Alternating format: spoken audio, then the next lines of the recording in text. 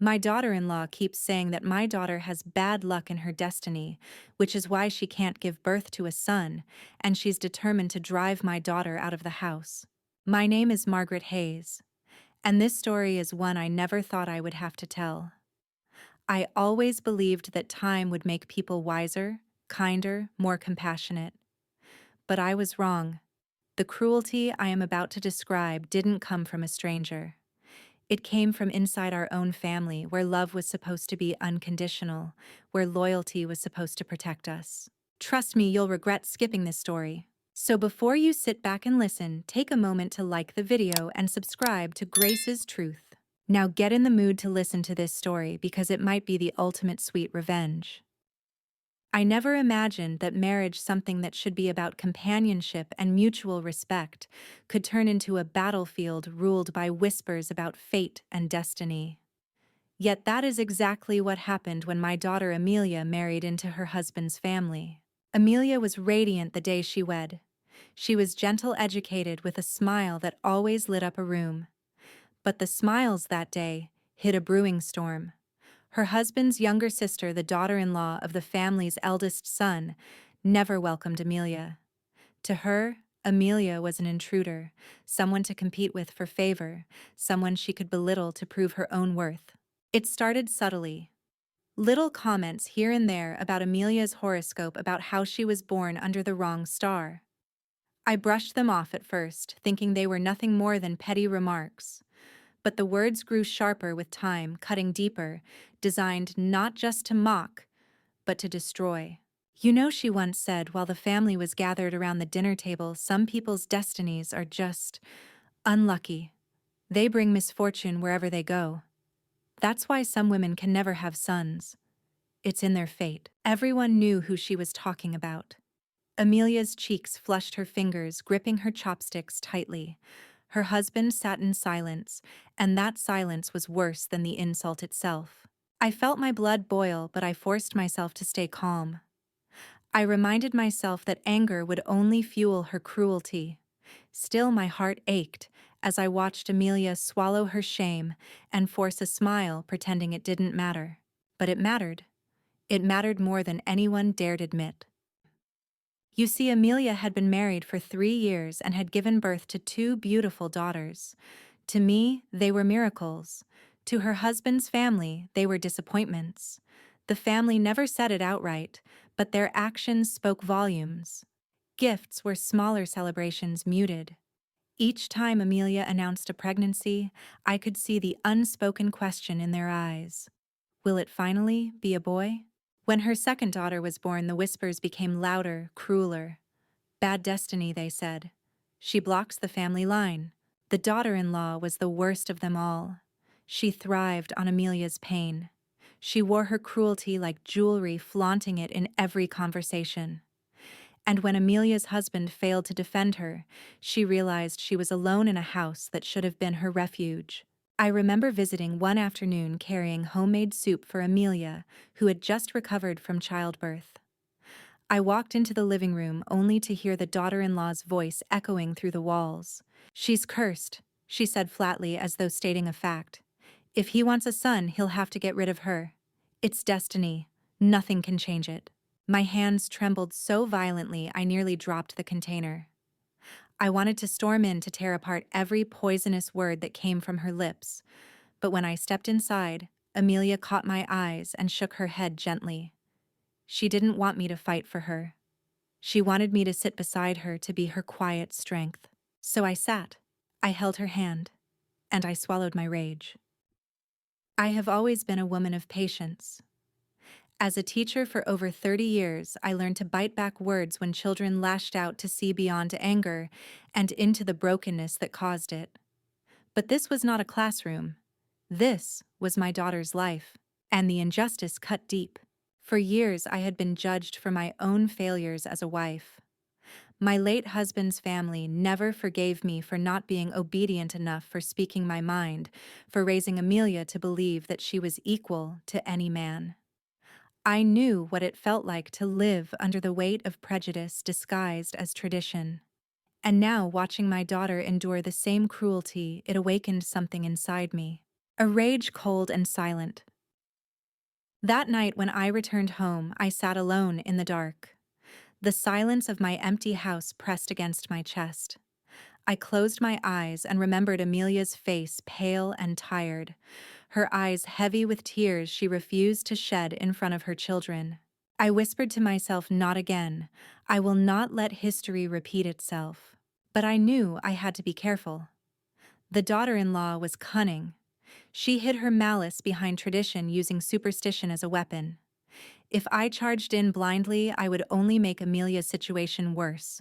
No, I told myself. I would wait. I would watch. And when the time came, I would strike with precision. Still, as the days passed, her venom spread like poison. The household grew colder, more hostile. Small slights piled up. Amelia's seat at the table moved farther away. Her voice drowned out in conversations, her presence treated as an inconvenience. And every time it was the daughter-in-law who fueled the fire, whispering in ears, nudging elders toward resentment, smiling sweetly while planting daggers in my daughter's back. What she didn't know, what none of them knew, was that I had already begun preparing. My years as a teacher had trained me to observe, to take notes, to document. And though I didn't yet have a plan, I knew this: I would not let her win. Because Amelia was not unlucky. She was not cursed. She was my daughter. And I would protect her, even if it meant destroying every lie built against her. The cruelty became more blatant with time, until there was no mistaking its intent. What had begun as whispered remarks soon erupted into cruel accusations flung openly across the dinner table in front of relatives and children. It was a humid evening in late summer when the daughter-in-law Clara sharpened her tongue into a blade that cut my daughter Amelia to her core. The entire family was gathered in the courtyard for dinner. Long wooden tables stretched across the space, bowls of rice, fish, and vegetables steaming in the warm night air. Fireflies darted in the shadows. It should have been a scene of comfort, but in that house, comfort had long since died. Clara leaned forward, her eyes glinting under the lantern light. Her voice dripped with false concern as she spoke loud enough for everyone to hear. Some destinies can't be changed, she said, her gaze sliding toward Amelia. If a woman was born with bad fate, no matter how many daughters she gives birth to, she'll never bless the family with a son. It's sad, really, like carrying a curse you can't wash away. Every clatter of chopsticks stopped. A hush fell over the table. The words hung in the air, heavy and poisonous, settling on Amelia's shoulders like chains. Amelia's hand trembled as she reached for her tea. Her lips pressed tightly, but no words came out. Her husband, my son-in-law, cleared his throat, his face buried in his bowl. His silence was a wound that bled deeper than Clara's cruelty. I wanted to shout, to throw the teapot across the table and watch it shatter like the fragile respect they had for my daughter. Instead, I clenched my fists under the table until my nails dug into my palms. I could not give Clara the satisfaction of seeing my anger. "Clara," one of the aunts murmured cautiously. "Perhaps that's too harsh." But Clara laughed, a sharp, brittle sound. "Harsh? I'm only speaking the truth. Tradition says the family line continues through sons. And if she can't give us one, what good is she doing here?" Her words stabbed through Amelia like spears. I watched my daughter's face crumple for just a moment before she forced herself back into composure. She had become so good at masking her pain. Too good, and I, her mother, sat there burning. After dinner, I found Amelia standing in the kitchen, staring blankly at a pile of dirty dishes. Her hands moved mechanically, scrubbing plates that were already clean. "Amelia," I said softly. She didn't look at me. "Maybe she's right, Mother. Maybe I am cursed." My throat tightened. "Don't you dare say that. You've given life to two beautiful girls. They are blessings, not curses." Her shoulders trembled. A tear slid down her cheek, dripping onto the porcelain plate in her hand. "They don't see it that way," she whispered. "No one does. Every day I feel them pushing me further out. Clara wants me gone, and the others, they don't stop her. Not even him." Her voice cracked on that last word. Him. Her husband. the man who had vowed to protect her, to honor her, to stand by her side. Instead, he had abandoned her to the wolves. I stepped closer, placing my hand on her back. Listen to me. You are not the problem. Their greed, their blindness that is the problem. And I will not let them destroy you. But Amelia shook her head. You can't fight them, Mother. Clara has the elders wrapped around her finger. They believe her every word. If I resist, they'll say I'm disrespectful. If I stay silent, they'll say I'm guilty. Either way, I lose. The hopelessness in her voice crushed me. It reminded me of myself years ago, young, silenced, made small by a family that measured women's worth in obedience and sons. But Amelia was my daughter. I would not let her sink into the same despair that once swallowed me whole. The next day, Clara escalated further. She had a talent for choosing moments when Amelia was most vulnerable, most exposed. That morning, Amelia had taken her 2 daughters out to the garden to play. I sat on the porch, watching them, smiling faintly as the girls chased butterflies through the grass. For a moment, there was peace. Then Clara appeared, her voice slicing through the calm like a knife. Look at that, she sneered, gesturing at the girls. 2 daughters, both useless for carrying on the Hayes name.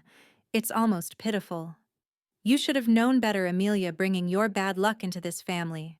The children froze, their innocent laughter dying instantly. The older one, barely 6, clutched her sister's hand and looked up at her mother with wide, confused eyes. Mommy, she whispered, are we bad luck? Amelia's face drained of color. She pulled her daughters close, shielding them from the cruelty of words they should never have heard. Her lips trembled, but she didn't speak. That was the moment something inside me snapped. I rose from the porch, my voice sharp and cold. Clara, enough. She turned to me, smirking. Why, Margaret, are you upset? I'm only stating facts. Isn't it better to face the truth than live in denial? The truth. My voice quivered, not from fear, but from fury barely contained. The truth is that you're poisoning this family with your lies and your hatred. The truth is that you delight in tearing others down to make yourself feel superior. And the truth is, I stepped closer, locking eyes with her, that one day every word you've spoken will come back to crush you. For the first time, Clara faltered. The smirk slipped, replaced by a flicker of unease. But it was brief. She quickly straightened, tossing her hair back. You can threaten me all you like, Margaret, she said coolly, but in this house the elders believe me, and they'll soon believe that Amelia doesn't belong here. Just wait. She walked away, her steps light, her victory assured, at least in her mind. That night, Amelia came to me quietly, her eyes swollen from crying. She sat on the edge of my bed, her voice barely above a whisper. Mother, maybe I should leave, she said. Take the girls and go somewhere far away. Start over. My chest tightened. The thought of my daughter fleeing like a fugitive, stripped of her dignity, her marriage, her home, it was unbearable. But worse than that was the look in her eyes, the resignation, the belief that she no longer had the right to fight for her place. I took her hands in mine. Listen to me, Amelia. Leaving may seem like escape, but it would only give them exactly what they want. Clara wants you gone because she's threatened by you, and if you walk away, she wins. Amelia shook her head. But how can I fight when even my husband won't defend me? I swallowed hard because she was right. His silence was a betrayal as deep and cutting as any insult Clara could deliver. But I also knew this: if Amelia surrendered now, she would carry that wound forever. You won't fight alone, I said firmly. I will fight with you. Her eyes brimmed with tears. For the first time in weeks, a spark of hope flickered within them.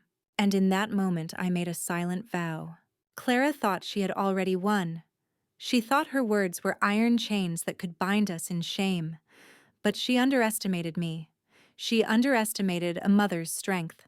I had endured prejudice before, and I had survived it. Now I would use every ounce of that experience to shield my daughter. And when the time came, I would not merely defend Amelia. I would make Clara regret every word she had ever spoken. The days that followed were like living inside a slow-burning fire. Each time I visited Amelia, I could sense the smoke of Clara's malice filling the air. It was no longer just about careless words or subtle jabs, it was about dismantling my daughter piece by piece until she believed she was nothing. And the most agonizing part, I saw Amelia beginning to believe it. One afternoon, I found her sitting in the garden with her younger daughter asleep in her lap. The child's tiny chest rose and fell with innocence, but Amelia's eyes stared into the distance, blank and unfocused. "Amelia," I whispered, lowering myself onto the bench beside her. "What's wrong?" Her lips curved into a faint, bitter smile. "Do you know what Clara said today? She told the neighbors that my horoscope is cursed, that I was born under a star that dooms men to weakness. She said that's why my husband is so quiet, why he doesn't prosper as he should." And they believed her mother. They nodded. They pitied him for marrying me. Her voice cracked, and she buried her face in her daughter's hair. "I'm ruining him. I'm ruining all of them." My chest ached as though someone had taken a hammer to my ribs. "No," I said firmly. "You are not ruining anyone. Clara is twisting superstition into a weapon because she fears you. That's all this is, fear dressed up as tradition." Amelia shook her head. "But when everyone believes her, does the truth even matter?" I didn't answer immediately. I knew what it felt like to live in the shadow of lies so thick they choked out the sun. I had lived through it myself when my late husband's family whispered that I was too outspoken, too stubborn, unfit for obedience. And though I had endured, part of me had always carried the scar of those words. I looked at my daughter, then my beautiful, resilient daughter, and I realized that history was threatening to repeat itself. But I would not let it. "Amelia," I said, gripping her hand tightly, "the truth always matters. Lies may spread like wildfire, but fire burns itself out. What endures is the stone beneath the ashes. You must remember who you are." She leaned into me, and I felt the weight of her despair pressing against my chest. She was fighting, but she was exhausted. And Clara knew it. The next blow came during a family gathering, a celebration of the elders' wedding anniversary. Relatives filled the house with laughter, children ran underfoot, and the smell of roasted meat wafted from the kitchen. On the surface, it was joy. But beneath it was tension waiting to erupt. Clara, as always, positioned herself at the center of attention. She bustled about, making sure everyone saw her, fussing over the elders, refilling teacups, laughing just a little too loudly. Then, when the moment was perfect, she struck. "Elders," she said sweetly, "we must think of the family's future. It is such a pity. With Amelia here, we may never see a grandson born to carry on the Hayes name." The words landed like thunder. Conversations halted. Eyes turned toward Amelia, who sat frozen, her face pale as porcelain. I watched her husband lower his gaze, avoiding the storm. I wanted to shake him, to scream at him, to defend the woman who had stood by him through everything. But he said nothing. Clara continued, her tone soft and venomous. "It is not Amelia's fault, of course.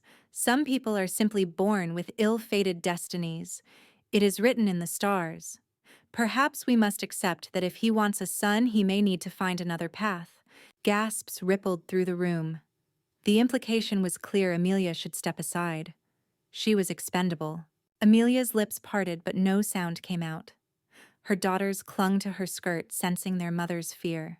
I felt rage surge through me, hotter than I had ever known. My hands trembled, but I steadied them on my lap.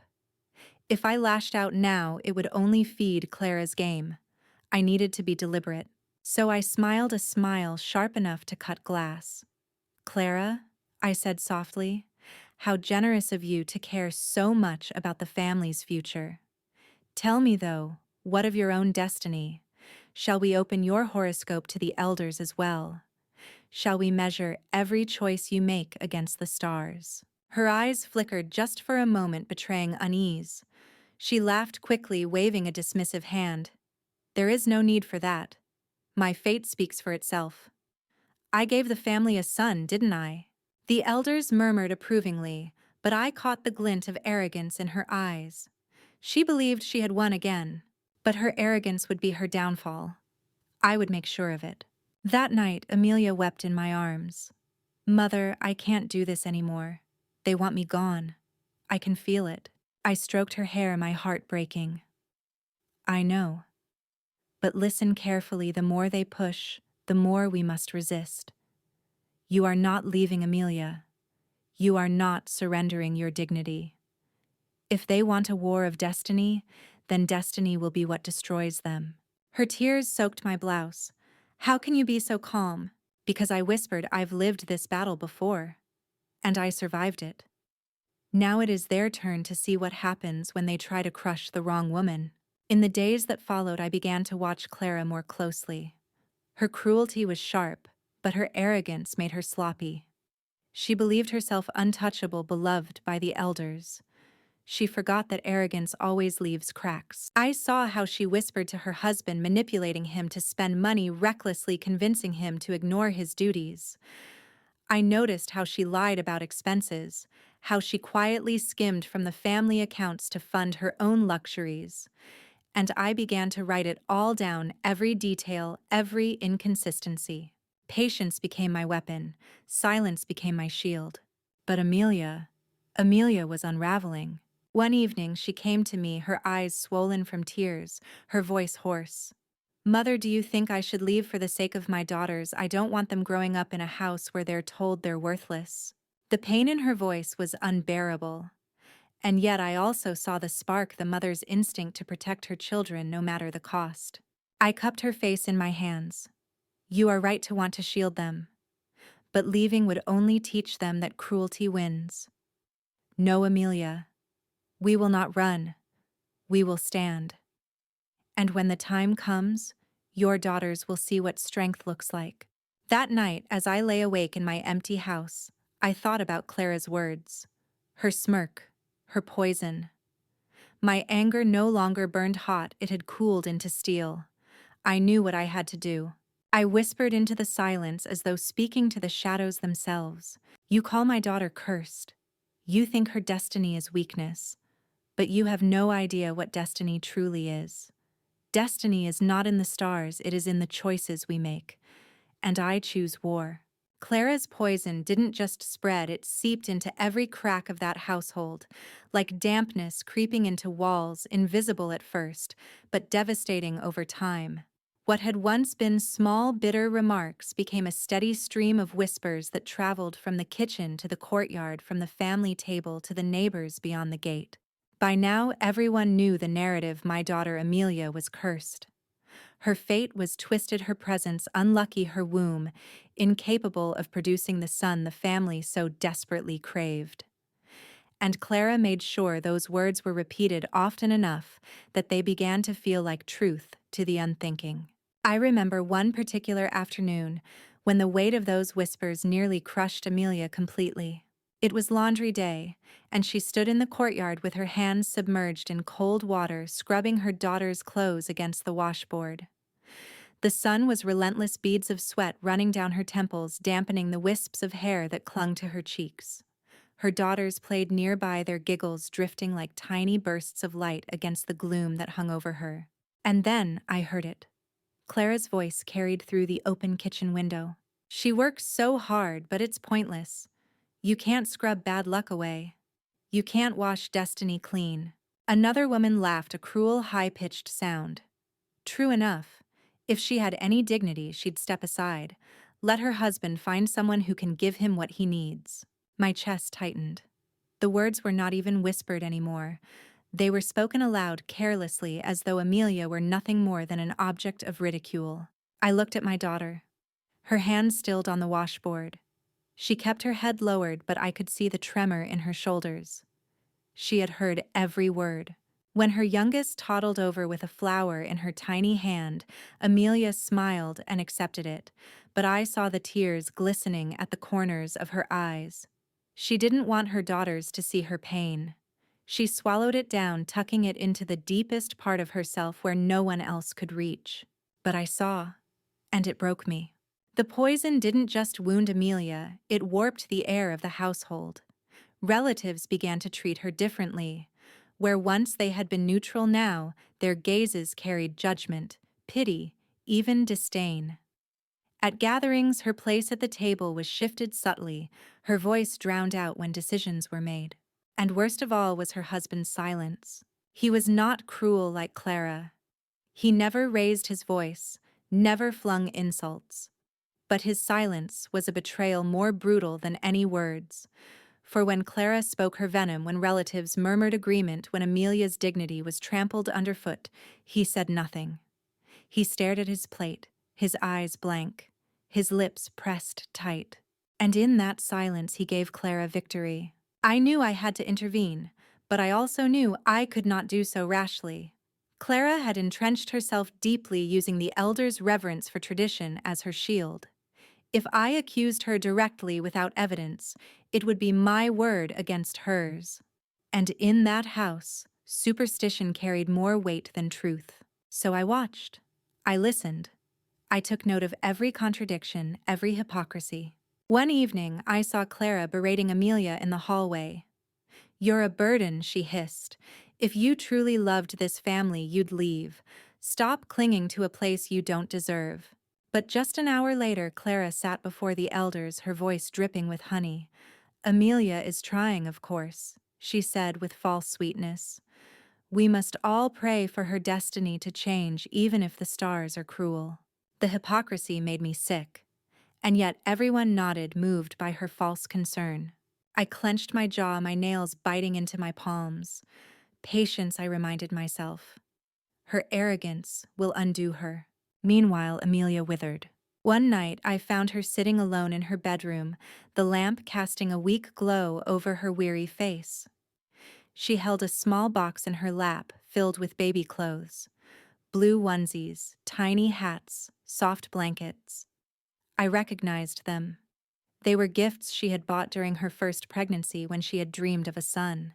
Her fingers caressed the fabric tenderly, and then her shoulders shook with silent sobs. "Mother," she whispered when she noticed me at the door, "I kept these, hoping one day maybe fate would change.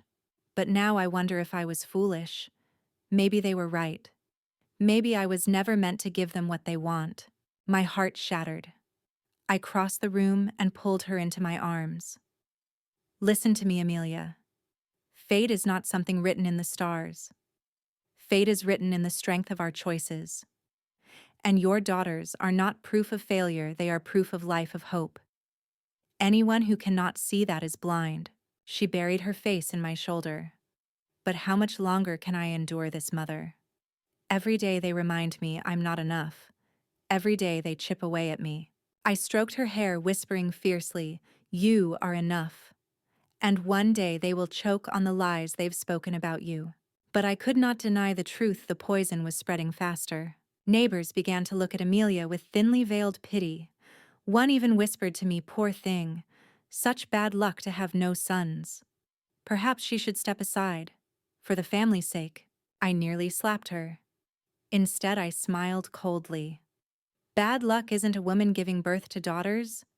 Bad luck is a family so blind they cannot cherish the children they are given. Her eyes widened, and she muttered an excuse before scurrying away. But I knew the damage had already been done. Clara's narrative was taking root in the community, twisting perception against Amelia. And still Clara thrived. She relished every moment of Amelia's suffering, feeding off it like a predator savoring its prey. She walked with her head high, her son clutched proudly to her chest, as though she alone carried the family's honor. But I saw what others didn't.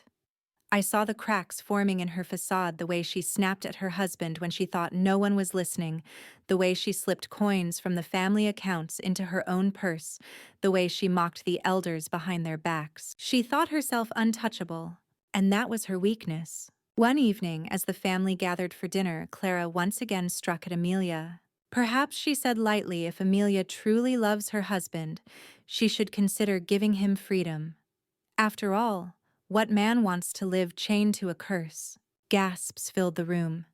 Amelia's face drained of color. She opened her mouth to respond, but no words came. I leaned forward, my eyes locked on Clara. "Be careful," I said softly. "For those who call others cursed often carry curses of their own."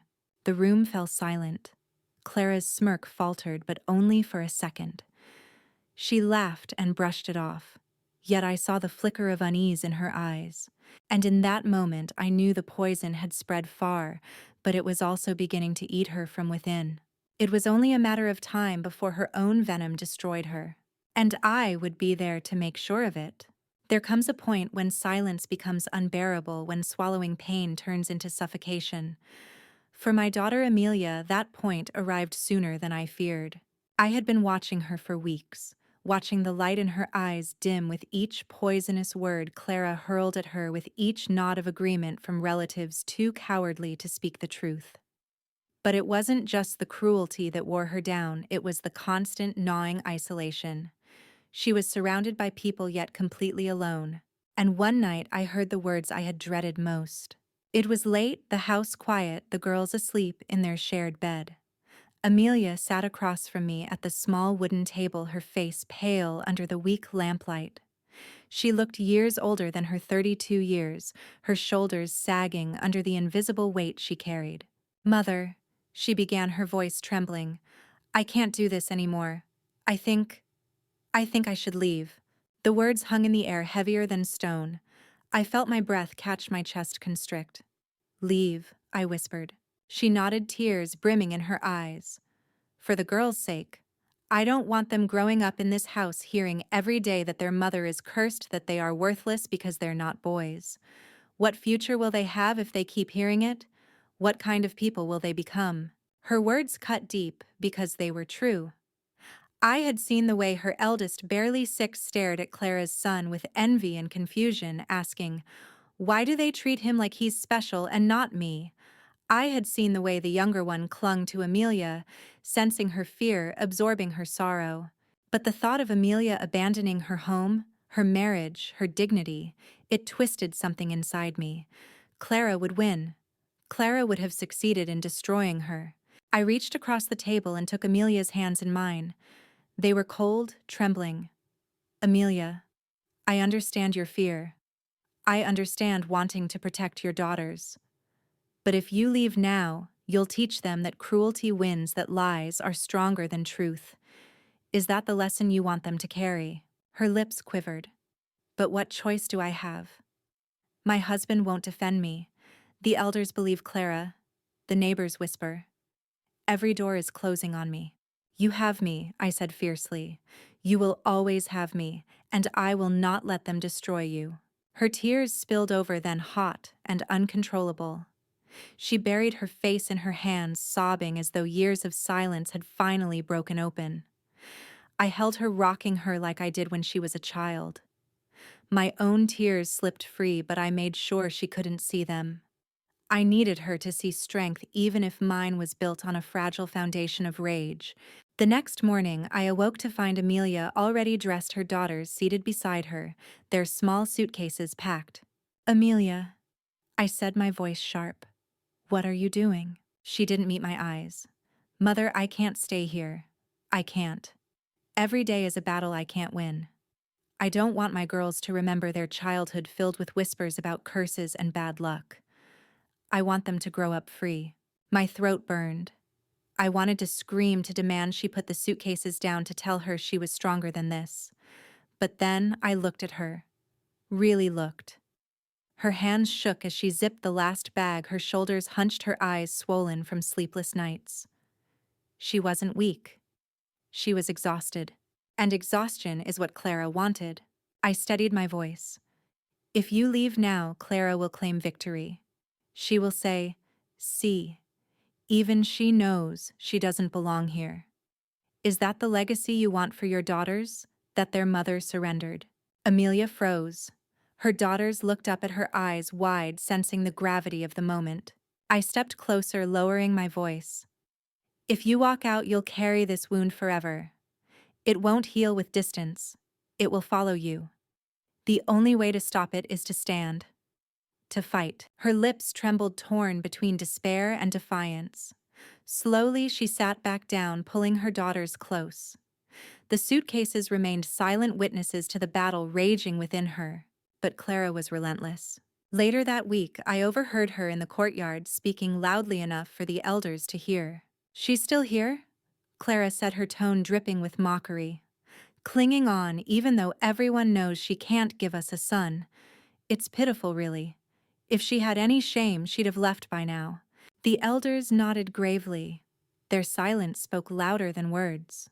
Amelia stood nearby her daughters, clinging to her skirt, her face pale. She didn't cry. She didn't shout. She simply lowered her head, her silence a shield that barely held against the barrage. I clenched my fists until my nails dug into my palms. Rage surged through me, but I forced it down. I couldn't explode, not yet. If I did, Clara would twist it against me, claiming I was interfering, disrespecting tradition. No, I had to be patient. But Amelia, I could see the cracks deepening in her. That night she whispered, "Mother, maybe she's right. Maybe if I leave, they'll finally be happy." I gripped her face between my palms, forcing her to look at me. "Listen to me. You are not the problem. You are not cursed. And I will not let you give in to her lies." Her tears spilled, but she nodded weakly. The breaking point came one evening when Amelia's husband returned late. Clara seized the opportunity, cornering him in the living room while the family gathered around. "Brother," she said sweetly, "you know it's true. Amelia cannot give you a son. Why prolong the suffering? For the sake of the family's future, you must consider finding another wife. Destiny has spoken." The room fell silent. All eyes turned to him. Amelia stood frozen, her daughters pressed against her legs. Her lips parted, but no sound came. She looked at her husband, desperate for even a single word of defense. But he said nothing. He lowered his gaze, shame etched into his features, and remained silent. The silence was a death sentence. I felt Amelia's heart shatter in that moment. I saw it in her eyes, the way the last fragment of hope crumbled to dust. She swayed slightly, her knees buckling, and I rushed to her side before she could fall. "Mother," she whispered hoarsely, "he doesn't even want me anymore." I held her tightly, my fury burning hotter than ever. Clara's smirk stretched across her face like a blade slicing through the room. She had won another round. But what she didn't know, what no one knew, was that this was the last time she would win without consequence. Because in that moment, as I held my broken daughter, I swore an oath. I would not let Clara destroy her. I would not let superstition dictate my daughter's worth. I would gather every piece of truth, every hypocrisy Clara had hidden, and I would expose her. And when I did, she would fall so hard that not even the stars she worshipped could save her. There are moments in life when cruelty becomes institutional, when it is no longer just the venom of one person, but the collective silence of many that transforms injustice into decree. For Amelia, that moment came when the elders of the family gathered to pronounce their judgment. It was not an official court, not a place of laws and fairness. It was the family living room, an ordinary space with its wooden chairs, tea table, and portraits of ancestors hanging on the wall. Yet in that room, the elders sat like judges, their faces heavy with self-righteous authority, their voices carrying the weight of destiny. And Clara stood beside them, her smirk hidden behind a veil of false humility. I knew something was wrong the moment I arrived that evening. The air was thick with tension, the relatives unusually quiet. Amelia sat on one side of the room, her daughters clinging to her hands, their wide eyes darting nervously. Her husband sat apart, his face unreadable, as if he had already resigned himself to the outcome. Then the eldest uncle cleared his throat, his gaze heavy on Amelia. "Amelia," he began, his tone slow and deliberate, "we have spoken among ourselves. The matter of heirs cannot be ignored any longer. You have been married to this family for years, and yet no son has been born. The line must continue." The words hit like stones. Amelia's shoulders stiffened, her lips parting in shock. The uncle continued, "We respect you, child, but we must think of the family. Tradition requires sacrifice. Perhaps it would be best if you considered stepping aside. Let your husband take another wife who can bear him a son." The room fell into silence, broken only by Clara's faint sigh of feigned sympathy. "It is not her fault," she said sweetly, "but fate cannot be denied. For the family's sake, she should let go." I felt my blood boil. I wanted to rise, to scream at them for reducing my daughter's worth to the shape of her womb. But Amelia sat frozen, her hands trembling in her daughter's grasp. Her eldest daughter whispered, "Mama, what do they mean?" The innocence in her voice shattered my heart. Amelia's eyes filled with tears. She shook her head slightly, unable to speak. The elder's words were like a verdict, unwritten but heavy enough to crush. Another relative chimed in. "We do not ask for divorce, only that you step aside. The family will provide for you. You may stay here, but as a secondary wife, not the primary. The line must be secured." Humiliation burned in my chest. They were stripping her of her dignity, her position, her identity, all in the name of tradition. I looked at her husband, desperate for him to speak to defend her. But his eyes remained downcast, his silence a blade driven into her back. Amelia's tears spilled silent rivers down her cheeks. She bowed her head as though the weight of the judgment was too much to bear. And Clara, oh Clara, she leaned forward, her voice honeyed with poison. "We all know Amelia has a kind heart. I am certain she will not resist what destiny demands. She will do what is right for the family." The audacity of her words almost choked me. She wasn't just pushing Amelia out, she was painting her as selfish if she dared to resist. It was a trap carefully laid, meant to corner her into submission. I could no longer hold my tongue. I rose, my voice sharp and cutting through the silence. "Is this what you call family?" I demanded. "Reducing a woman's worth to sons and daughters? Have you forgotten who nurtures this household, who raises the children, who keeps your traditions alive? Amelia has given you 2 beautiful granddaughters full of life and intelligence, yet you treat them as though they do not exist." The uncle frowned. "Margaret, you must understand. Tradition is not cruelty, it is survival. Without sons, our name dies." "Your name will not die," I snapped. "It will rot, however, if you sacrifice your humanity for superstition." Murmurs rippled through the room. Some aunts lowered their eyes, ashamed. Others shifted uncomfortably. But Clara smirked, knowing she had already won the elders to her side. "Margaret," she said smoothly, "we all admire your passion. But you are an outsider now. You cannot interfere in decisions of this house." Her words were a knife aimed to silence me. But I met her gaze with fire.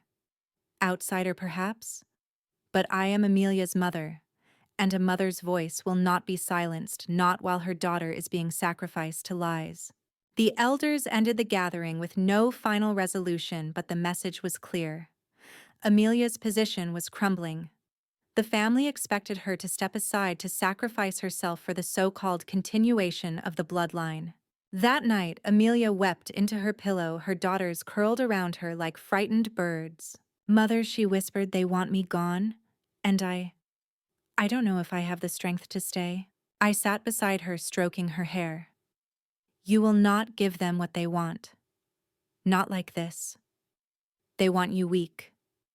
They want you broken. But you are stronger than they know. And if you cannot see that strength now, then I will see it for you, until you can believe it again." Her sobs quieted, though the despair lingered in her eyes. I returned home that night with a storm raging inside me. Their ultimatum was not just an insult, it was war. Clara had pushed Amelia to the brink, and the elders had backed her with their authority. But what they had not realized was this: by speaking their judgment aloud, they had revealed the full extent of their cruelty. And cruelty always leaves a trail. I began to gather everything I had noticed: Clara's lies about expenses, her manipulation of her husband, her mocking words when she thought no one listened. Piece by piece, I documented it, storing it away like weapons for a battle yet to come. Clara thought destiny was on her side, but destiny, I knew, was not written in the stars. It was forged by those who dared to fight, and I was ready to fight. The next time I saw Clara, she smiled sweetly, her eyes glinting with triumph. "Margaret," she said, her tone dripping with mock sympathy, "I do hope Amelia is preparing herself. It will be easier for everyone if she accepts her fate gracefully." I leaned closer, lowering my voice so only she could hear. "You mistake my daughter's silence for surrender. But you forget silence is also patience. And patience, Clara, is how wars are won." Her smile faltered just for a heartbeat, and in that crack I saw the beginning of her downfall. There are moments in life when rage burns hot, threatening to consume everything in its path. But then there are moments when rage cools, hardens into something sharper, more enduring.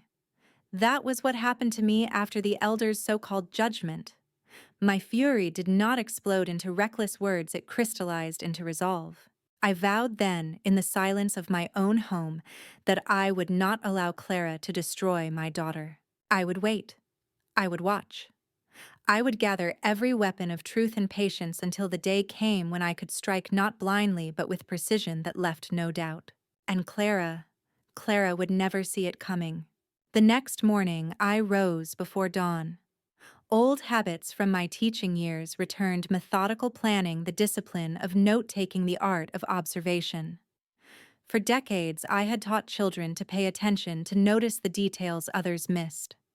Now that skill would serve me in a war of a different kind. I began keeping a small notebook. At first it felt strange, almost petty, writing down Clara's words, her actions, her contradictions. But the more I wrote, the clearer the pattern became. July 3rd claimed she was short on money for household expenses. Later saw her buying gold bangles in the market. July 15th told the elders she prays nightly for Amelia. Overheard her mocking Amelia as useless to her friend the very next day. July 20th accused Amelia of bringing bad luck. That evening snapped at her husband, blaming him for their financial struggles. Each entry was a brick, and I was building a fortress of evidence. Amelia, meanwhile, lived like a ghost in her own home. She moved quietly through the halls, her voice soft, her eyes lowered. The daughters clung to her skirts, sensing the hostility around them, their childhood dimmed by the weight of unspoken cruelty. One afternoon I sat with Amelia as she mended clothes. Her hands worked mechanically, the needles sliding through fabric, but her mind was far away. "Mother," she whispered suddenly, "what if I never give them a son? What if I really am cursed?" Her words pierced me like knives. I grabbed her hand, forcing the needle to still. "Amelia," I said fiercely, "you are not cursed. You are human. And no human should be judged for what is beyond her control. Do you understand? Clara's poison has seeped into your thoughts, but it is not truth. It is manipulation." Her lips trembled. "Then why does everyone believe her?" "Because lies are easier to believe than truths that challenge tradition," I said. "But lies do not last forever. And I promise you hers will collapse." Clara, of course, thrived. She walked through the house like a queen, her head high, her words honeyed before the elders, venomous when aimed at Amelia. But arrogance breeds carelessness. One evening during dinner she boasted about her husband's business dealings. "We are doing well," she said, her eyes glittering with pride. "Fortune smiles on those who respect destiny." But I noticed the flicker of discomfort in her husband's face, the way his eyes darted away. And later, when Clara wasn't looking, I saw him slip a hand into her purse, retrieving coins she had hidden from him. I smiled inwardly. Another crack. Weeks passed and my notebook filled. The hypocrisy became undeniable even to those who didn't want to see it. Clara, who claimed to honor tradition but insulted elders behind their backs. Clara, who accused Amelia of selfishness while hoarding money for herself. Clara, who preached about destiny while bending rules whenever it suited her.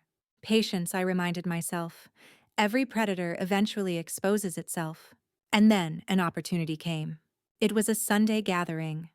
The extended family was present, including distant cousins and neighbors. The courtyard buzzed with chatter, the smell of roasted duck filling the air.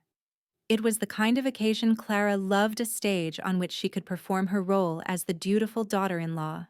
She poured tea for the elders, bowed respectfully, and smiled sweetly at everyone. Then, as always, she turned the spotlight back on Amelia. "It is such a pity," she said loudly, shaking her head with false sorrow. "Amelia is kind, but the stars have not blessed her. Without a son, the family cannot prosper. Perhaps it is time to think of solutions." All eyes turned again to my daughter. Her face paled, her daughters clutched her tightly. My rage surged, but I forced myself to breathe. Instead of shouting, I leaned forward, my voice calm but pointed. Clara, I said you speak often of destiny. Tell us then, do the stars approve of taking money, meant for the household, and spending it on bangles in the market? Do they bless lying to elders while mocking them behind their backs? Or is destiny only convenient when it humiliates Amelia? Gasps rippled through the courtyard. Clara's face froze. Her smile faltered, but she recovered quickly, laughing lightly. Margaret, you misunderstand. I have never. But her husband spoke up unexpectedly, his voice quiet but firm. She did buy the bangles. I saw them. The silence that followed was delicious. For the first time, Clara's mask cracked in public. I did not press further, not yet. Instead, I leaned back, allowing the doubt to settle, letting the relatives chew on it. Clara's eyes burned with fury, but she forced another brittle laugh. It was nothing. A small indulgence. Surely we all have them. But the damage was done. A seed of suspicion had been planted. That night, Amelia came to me with trembling hands. Mother, she whispered, what you said today. You risked everything. What if they turn against you? I smiled softly. Then let them. I am not afraid of their judgment. What I fear is you surrendering to lies. As long as I breathe, I will not allow that. Her eyes filled with tears, but for the first time in months, I saw a flicker of strength return.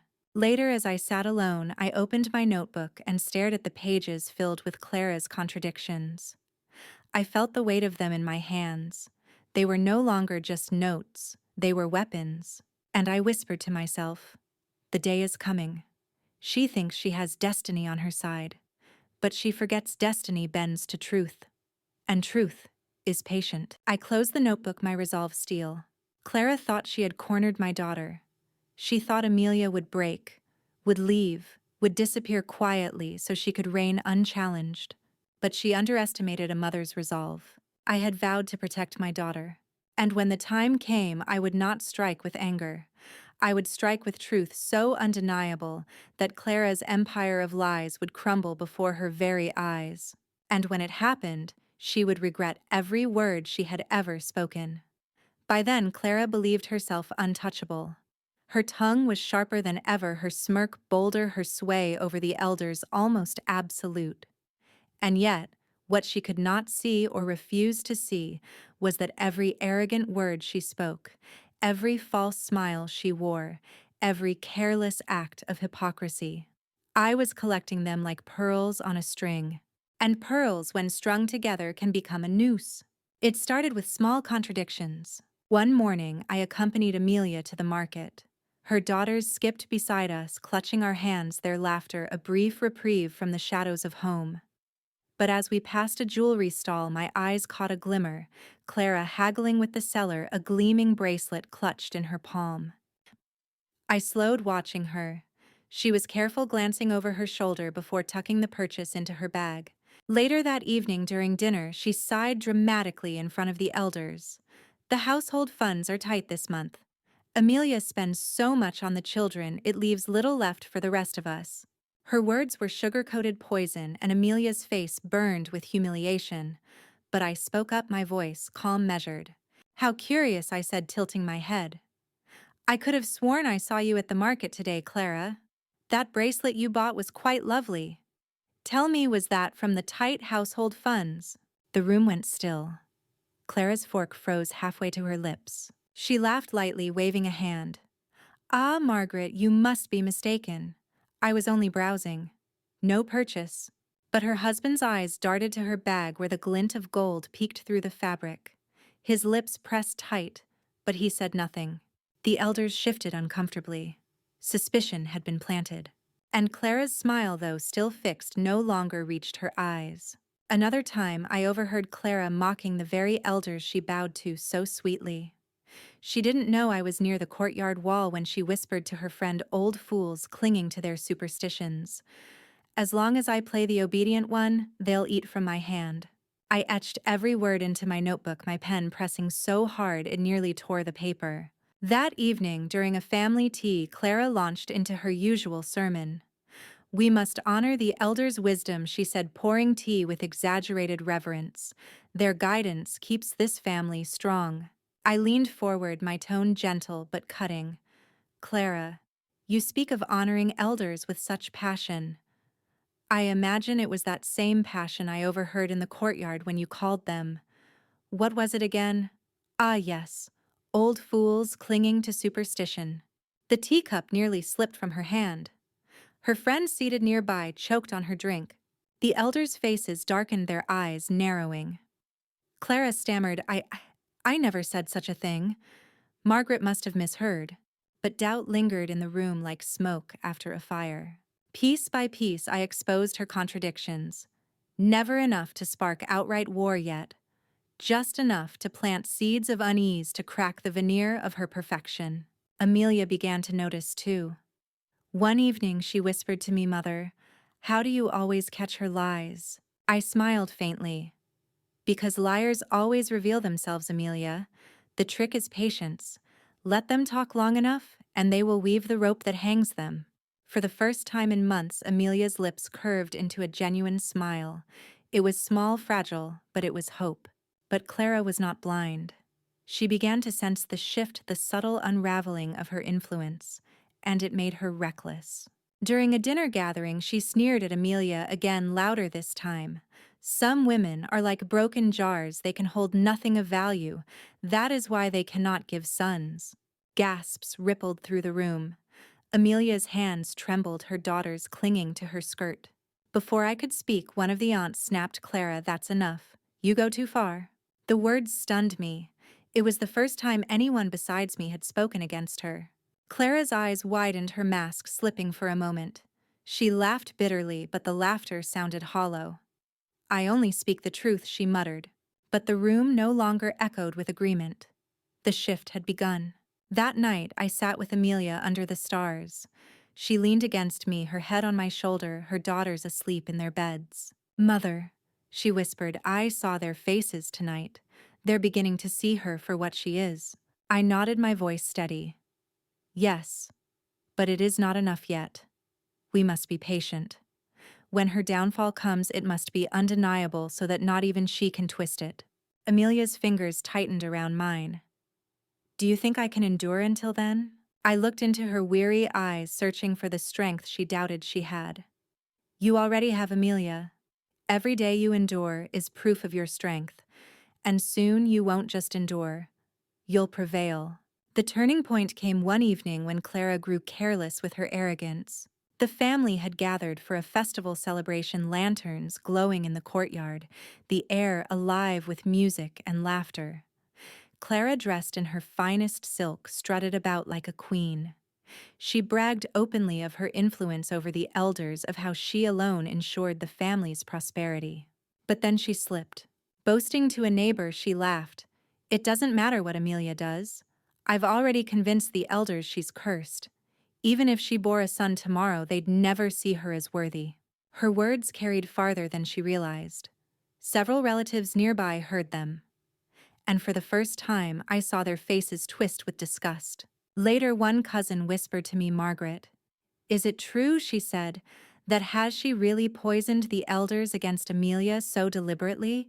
I smiled faintly. You heard her yourself? The cousin shook her head. She is not what she pretends to be. And in that moment, Clara lost more than she realized credibility. That night, I wrote in my notebook, the mask has cracked. Soon the face beneath will be revealed to all. I closed the book, my hand steady, my heart strong. For the first time in months, I felt the tide turning. Clara still believed herself invincible, but the whispers were shifting. Suspicion spread, and suspicion once planted grows quickly. I whispered into the night, patience, Clara. Your downfall is closer than you think. And as I drifted into restless sleep, I dreamed not of despair, but of reckoning. Clara thought she still controlled the story. Even as cracks began to show, even as relatives exchanged wary glances behind her back, she carried herself with the same arrogance, the same poisonous confidence that had sustained her for years. She believed her grip on the elders was unbreakable. She believed Amelia was too broken to resist. And she believed I was just a grieving widow with no power left in me. But what she didn't realize was that silence can be the sharpest blade. For months, I had waited, watched, documented every lie and every contradiction. My patience was nearing its end, and Clara, blinded by her own pride, was about to hand me the moment I needed. The occasion was a family dinner, an ordinary evening on the surface, but one I knew Clara would turn into another performance. The elders sat at the head of the long wooden table, their faces lined with the authority of age. Amelia sat with her daughters beside her, her shoulders hunched, her eyes lowered as though bracing for another attack. Her husband, as always, kept his head down, his silence a shield of cowardice. I sat opposite Clara, my notebook hidden away at home, but its words etched into my memory. Clara began innocently enough, pouring tea for the elders, smiling sweetly, her tone laced with reverence. But it didn't take long for her true nature to surface. She sighed heavily, shaking her head as though burdened by compassion. "It pains me to say this." She began, her voice loud enough to command the table's attention, "but perhaps we must stop fooling ourselves. Amelia has tried, yes. She has given us daughters. But without a son, the family line is still in danger. Destiny has spoken." Amelia's hands tightened around her teacup. Her daughters pressed closer, sensing the tension. Clara leaned closer to the elders, her voice soft, coaxing. "I say this with love, with duty in my heart. Perhaps it is time to consider alternatives. Amelia should not hold the family back." The words hung in the air like a death sentence. Some relatives nodded reluctantly, their expressions troubled. Others avoided Amelia's eyes, ashamed of their cowardice. I felt the heat rise in my chest, but I kept my expression calm, my voice steady. This was the moment I had been waiting for. "Clara," I said softly, interrupting her. She blinked, surprised that I had spoken. "Yes, Margaret." I smiled faintly. "You speak of destiny so often with such certainty. Tell me, what destiny was it that guided your hand when you took money meant for the household and spent it on jewelry at the market? What destiny was it that put those words in your mouth when you mocked the very elders you claim to honor, calling them old fools? And what destiny drove you to brag that no matter what Amelia does, even if she bore a son, you've already convinced them she is cursed?" The table fell into stunned silence. Clara's face drained of color. Her smirk collapsed. "That's lies." Margaret twists my words. I tilted my head, my tone calm but cutting. "Am I? Then perhaps the others who heard you that night are liars too, or the shopkeeper who sold you the bracelet, or your husband who found the coins you hid. Tell me, Clara, are we all liars? Or are you?" Gasps erupted around the table. Relatives glanced at one another, whispering. The elders' faces darkened, their eyes narrowing at Clara. Her husband shifted uncomfortably, guilt flickering across his features. Clara stammered, her composure unraveling. Those were private moments, you twist everything I never meant." Her words tangled in her throat, collapsing under the weight of their own hypocrisy. I leaned forward, my gaze unyielding. "You have poisoned this family with your lies, Clara. You preach about destiny while mocking tradition in secret. You accuse my daughter of selfishness while hoarding money for yourself. You claim compassion while celebrating her humiliation. Enough." The room crackled with tension. Amelia stared at me, her eyes wide, tears glistening as though unable to believe what she was hearing. For the first time, she saw me not just as her mother, but as her shield. Clara's lips trembled, her mask in shreds. She opened her mouth to retort, but no sound came. I allowed the silence to stretch heavy and suffocating before I delivered the final blow. "How do you think they will react?" I asked quietly, my voice sharp as glass when I reveal that to everyone. The room froze. Clara's eyes darted wildly from face to face, seeking support, finding none. The elders shifted in their seats, their expressions stern suspicion blazing in their eyes. For the first time, Clara looked afraid. And in that fear, I saw the beginning of her downfall. The silence at that dinner still lingered in the air long after the plates had been cleared away. Clara, usually so quick with her tongue, had sat stiff and pale, her smile frozen, her eyes darting as if searching for escape. And though she tried to recover in the following days, her performance was no longer seamless. The cracks were visible now, and I intended to widen them. In the days that followed, whispers spread quietly among the family. Not about Amelia's supposed curse, but about Clara's lies. The cousins who had overheard her mocking the elders began to exchange stories. The aunt who had seen her at the market spoke up in hushed tones. Even her own husband, though still reluctant, carried a look of weariness as though the burden of her deceit pressed heavily on his shoulders. And Amelia, sweet, fragile, Amelia began to breathe a little easier. Her steps grew lighter, her eyes less shadowed. For the first time in years, she felt the tide shifting, though she dared not believe it fully. "Mother," she whispered one evening as we sat by the window watching her daughters play what you did at the table. It was like a light cutting through the darkness. For a moment, they didn't look at me like I was cursed. They looked at her. I squeezed her hand. "That was only the beginning. You must be patient. The truth needs time to grow roots. Once it does, it cannot be torn out." She nodded, her lips trembling between hope and fear. Meanwhile, Clara tried to tighten her grip. She spoke louder, laughed, more, acted sweeter toward the elders than ever before. But her efforts had a desperate edge, like paint slapped onto a crumbling wall. I watched her carefully, noting every misstep. When she scolded her son harshly in public, I saw the elders exchange frowns. When she snapped at her husband for speaking too slowly, his eyes flickered with quiet resentment. And when she once again accused Amelia of draining the family's fortune, several relatives shifted uncomfortably, no longer convinced of her sincerity. That was when I began my quiet work building allies. The first was Aunt Lillian, one of the few women in the family who had always treated Amelia kindly. She was a quiet woman, often overlooked, but her word carried more weight than many realized. One afternoon, I visited her with a basket of fruit sitting in her kitchen as we peeled apples together. "Lillian," I began gently, "you've seen how Clara speaks to Amelia. You've seen her cruelty." Lillian's hand stilled on the knife. She glanced toward the door before nodding slowly. "Yes. I've heard enough to know she has no kindness in her. She thrives because no one speaks," I said softly. "But you and I both know silence is not innocence. The elders trust you, Lillian. If you speak, others will follow." Her eyes searched mine, hesitant. "And if they don't? If they call it gossip?" I leaned closer. "Then I will stand with you. And I will not let Clara twist your words." Lillian's lips pressed together, but at last she nodded. "You are right. Enough is enough." The second ally came unexpectedly, Clara's own husband. I found him one evening sitting alone in the courtyard, his face lined with exhaustion. I approached carefully, knowing he was a man trapped in the shadows of his wife's dominance.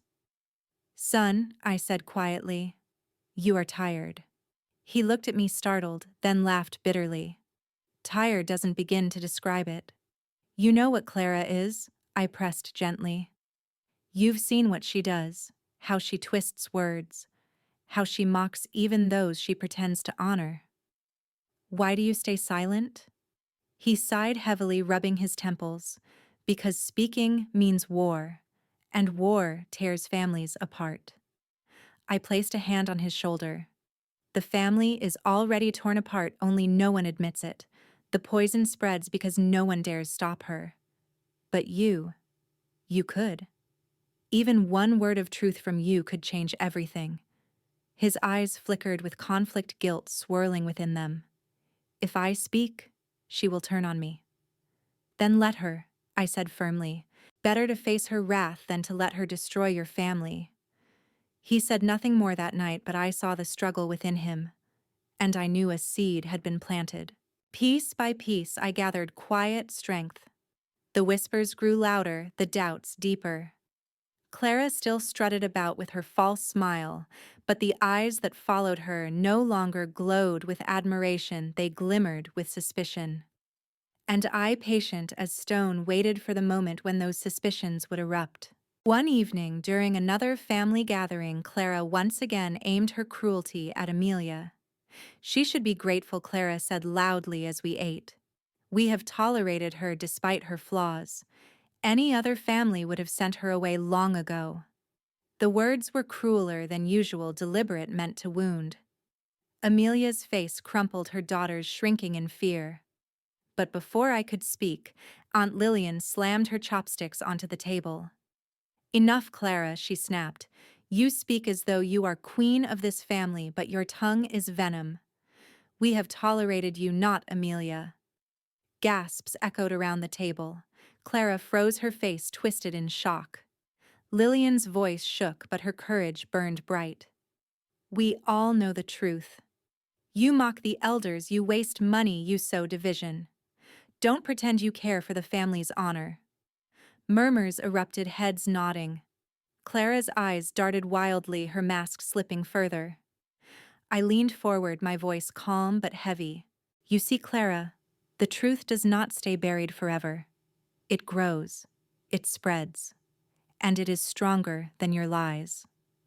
Her lips trembled, her face pale, and though she tried to laugh it off, to dismiss Lillian as emotional, the room no longer belonged to her. That night, Amelia clutched my hands, tears streaming down her face.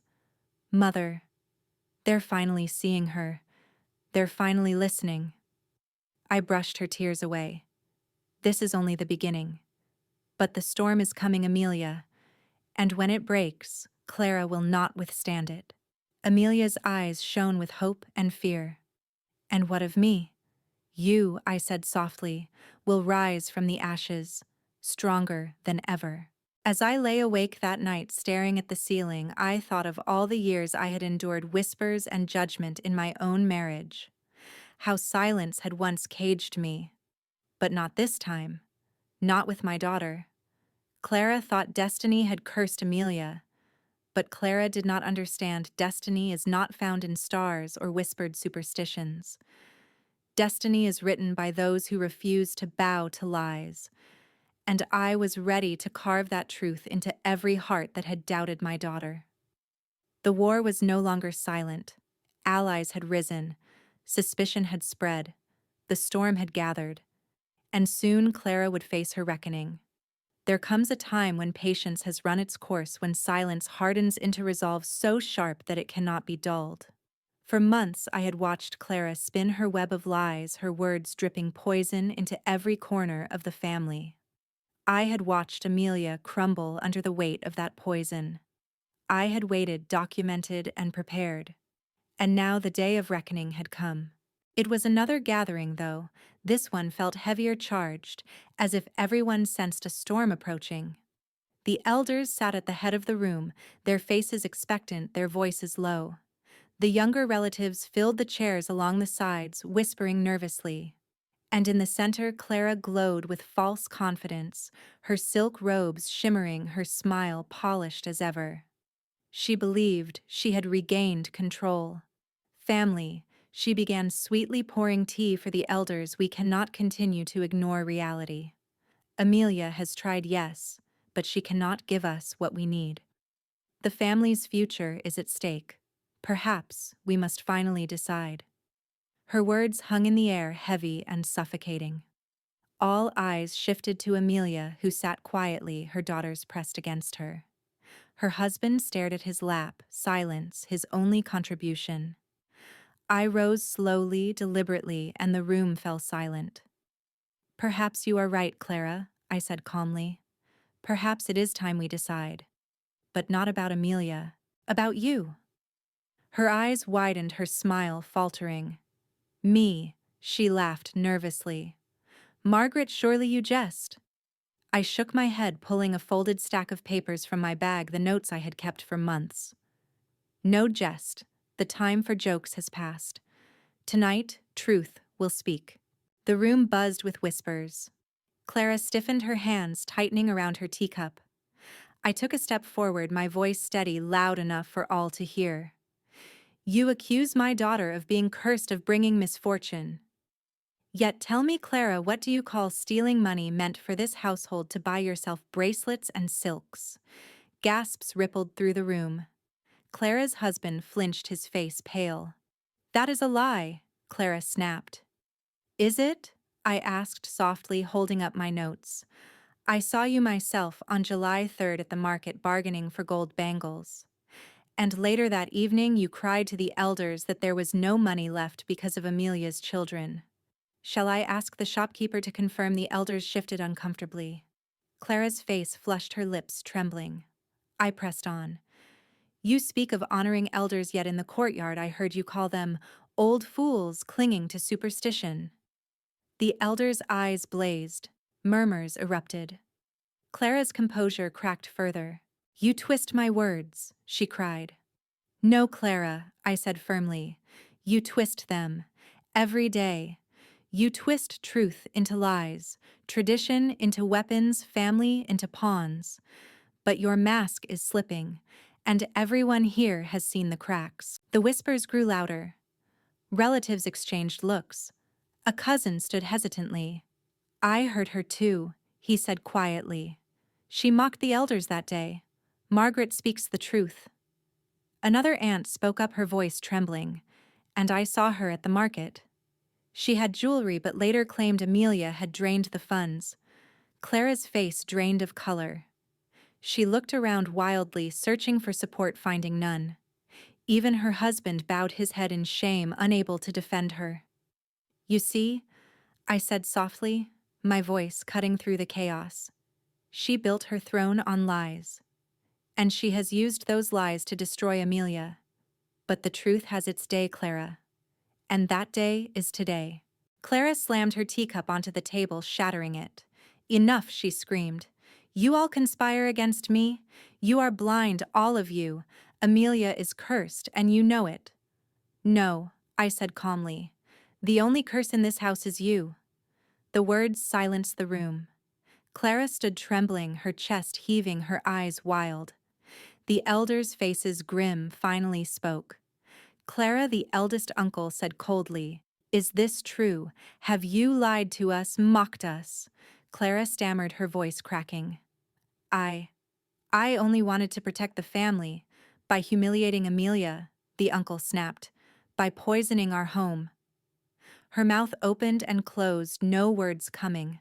For the first time, her power slipped completely.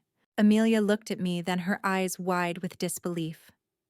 Tears streamed down her cheeks, not of sorrow, but of release. For the first time in years, she was not the one on trial. I walked to her, placing a hand on her shoulder. Amelia is not cursed. She has given you two beautiful daughters. If you cannot see their worth, then it is not her fate that is flawed, it is yours. The elders lowered their heads, shame flickering across their faces. I turned back to Clara, my voice like steel. You wanted to drive my daughter out. You wanted her to bow, to disappear, to break. But tonight, it is you who stands exposed. Tell me, Clara, how does it feel to have the truth laid bare? Her eyes blazed with hatred, but she could not answer. The room erupted into whispers, louder now, voices rising with outrage. Relatives condemned her openly, their trust shattered. Clara's husband, his voice shaking, finally spoke. I cannot defend her any longer. Everything Margaret said is true. Clara gasped, spinning toward him, betrayal etched across her face. You dare. But his silence afterward was louder than any accusation. Clara's reign had ended. That night as we left the gathering, Amelia clutched my hand. Her daughters skipped beside us, their laughter light as if the weight of the world had lifted from their small shoulders. Mother Amelia whispered, her voice trembling. You saved me. I thought I would lose everything, but you gave me back my dignity. I squeezed her hand tightly. No, Amelia, you saved yourself. All I did was remind them of the truth. The rest was your strength. Her tears fell freely, but they were tears of relief. And I knew, as we walked away from that house, heavy with shame and reckoning, that Clara's grip on the family had been broken. She had built her empire on lies. And lies, no matter how powerful, cannot stand forever. The storm had broken. The house that had once echoed with Clara's voice now sat in uneasy silence. The elders weighed down by shame, the younger relatives whispering in corners. their loyalties shifting. For years, Clara had reigned like a queen, her words treated as gospel, her sneers as verdicts. But now her throne was shattered. And for the first time, Amelia could breathe. The morning after the reckoning, I found Amelia in the courtyard. She stood by the wash basin, scrubbing clothes as she always did, but something was different. Her shoulders were no longer hunched. Her movements were steady, deliberate. And when she turned to me, I saw it in her eyes, a light that had been missing for years. "Mother," she whispered as though afraid to believe it, "I feel free." I smiled softly. "Because you are. The truth has spoken, and it cannot be silenced again." Her daughters ran past us, their laughter ringing out like bells. They no longer clung nervously to her skirts, no longer cast fearful glances at Clara's son. They ran boldly, chasing one another, their joy unshadowed. That sound, the sound of their laughter, was proof enough for me that the tide had truly turned. Clara, on the other hand, could not accept her fall. She spent the next few days trying desperately to salvage her image. She brought gifts to the elders, cooked elaborate meals, forced smiles. But the air had changed. Where once they had nodded approvingly, now they looked at her with suspicion. Where once they listened eagerly, now they listened warily. One afternoon, as she presented a tray of tea to the elders, the eldest uncle waved her away. "Enough, Clara. We see through this now." Her face crumpled, but she bowed and retreated. I watched from the doorway, my arms crossed. She caught my gaze, and for the first time there was no smirk, no triumph, only raw hatred burning in her eyes. But hatred is powerless without allies, and she had none left. Amelia's husband, silent for so long, finally began to stir. The reckoning had shaken him, his wife's quiet dignity laid bare against Clara's venom. One evening he came to Amelia, his voice low, his head bowed. "I should have defended you," he said. "I should have spoken when Clara attacked you. Instead, I let you suffer. Forgive me." Amelia stared at him, disbelief in her eyes. For years she had begged for even a single word of support, and now at last it came. Her voice trembled. "You abandoned me when I needed you most. Do you know what that did to me?" He lowered his head further. "I do. And I will spend the rest of my life atoning if you let me." She turned away, tears glistening in her eyes. She didn't answer him then, but I saw something shift, a recognition that even silence can be broken. The elders, too, changed their tone. One evening they called Amelia before them. Their voices, once heavy with judgment, now softened. "Child," the eldest aunt said, her voice cracking, "we wronged you. We let ourselves be blinded by superstition, by Clara's lies. We treated your daughters as less when they are blessings. Forgive us." Amelia's tears fell freely, but this time they were not from humiliation. They were from release. "Thank you," she whispered, bowing her head. I watched her pride swelling in my chest. For years she had endured cruelty without breaking. And now she stood not as a victim, but as a survivor. Clara's isolation grew heavier each day. Relatives avoided her. Her friends no longer lingered. Even her husband spoke curtly, his patience drained. I saw her in the courtyard once, sitting alone, her son playing by himself nearby. She stared at the ground, her face hollow, her once proud posture bent. She looked up at me as I passed, and for a fleeting moment I almost pitied her. But then I remembered Amelia's tears, her daughter's confusion, the nights of despair.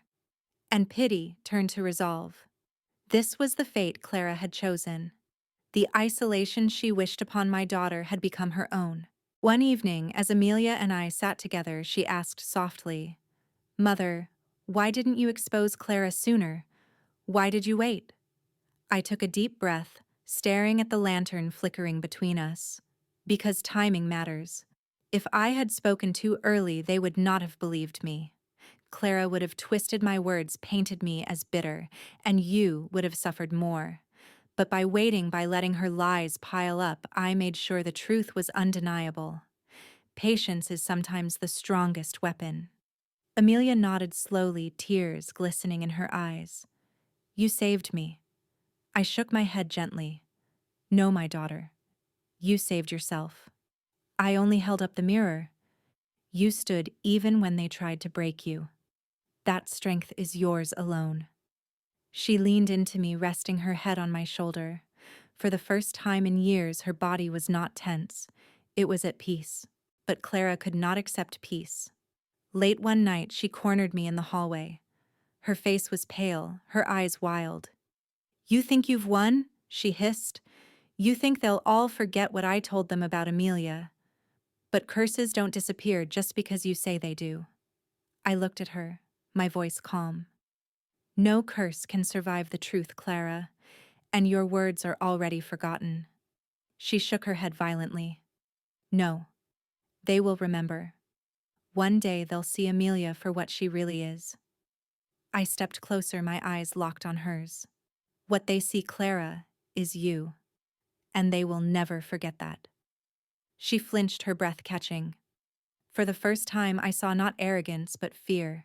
In the days that followed, Clara grew quieter. Her once dominant presence faded into the background. She no longer dared to insult Amelia openly. She no longer strutted with pride. She became a shadow of the woman she once was, trapped in the very isolation she had crafted for others. And Amelia, my Amelia, rose. Her daughters ran freely through the house, their laughter unshackled. Relatives began to seek her company, to apologize for their silence, to embrace her daughters as equals. The air that had once been poisoned was clearing, replaced by something fragile, but real respect. Amelia stood taller, her eyes brighter, her smile genuine. She had been through fire, and she had emerged stronger. And I, watching her, felt the weight of my vow lift from my shoulders. Justice had been served not through rage, but through patience, truth, and the unwavering strength of a mother's love. The air in the house had changed. It no longer pressed down on Amelia like an invisible weight, no longer carried the whispers of curses and destiny. Instead, there was a stillness, fragile, but alive, like the silence after a storm, when the earth is still damp and the sky just beginning to clear. For the first time in years, Amelia's voice was no longer a whisper. It carried again, steady, sure. I watched her one morning as she guided her daughters through their lessons at the table. They giggled as she corrected their handwriting, their laughter pure, unshadowed.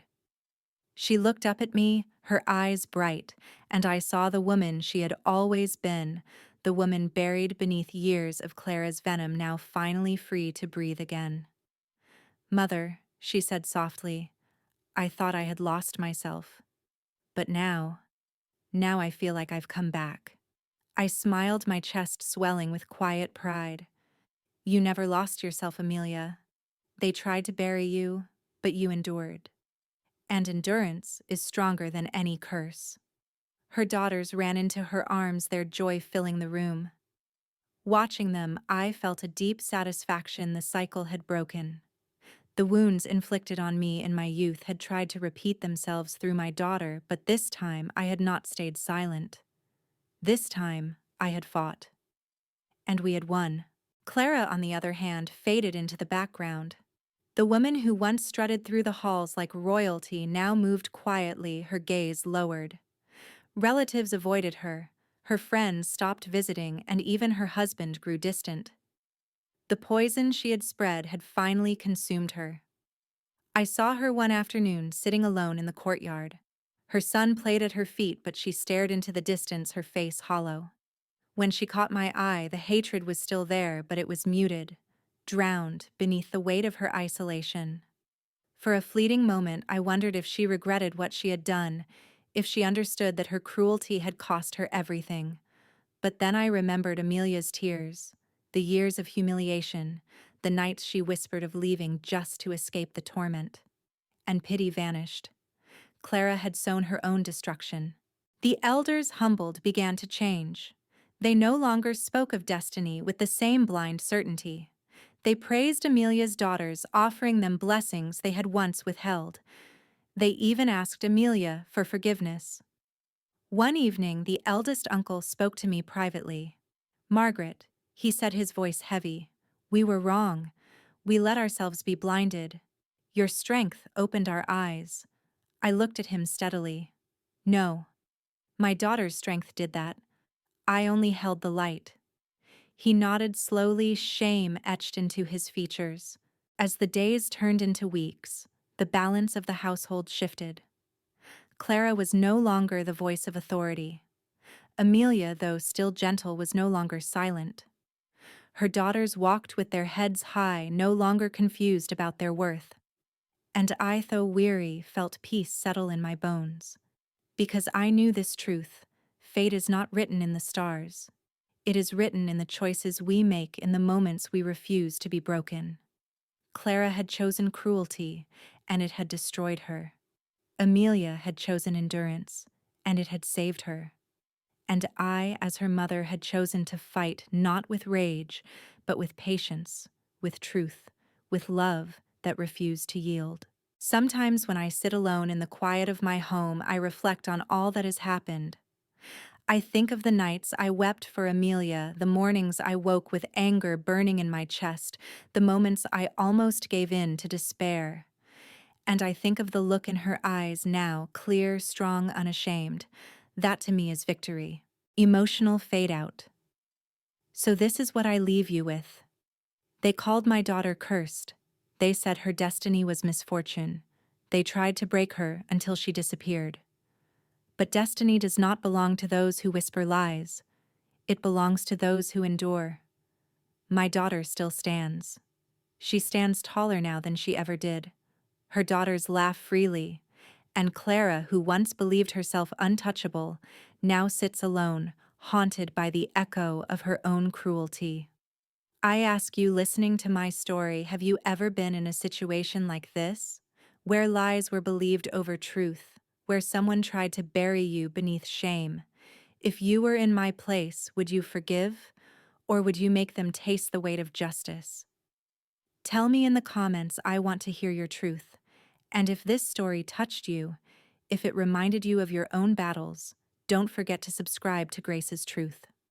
There are more stories like this, stories of pain, endurance, and quiet victories that I will continue to share. Because sometimes the greatest revenge is simply standing tall when others prayed for your fall.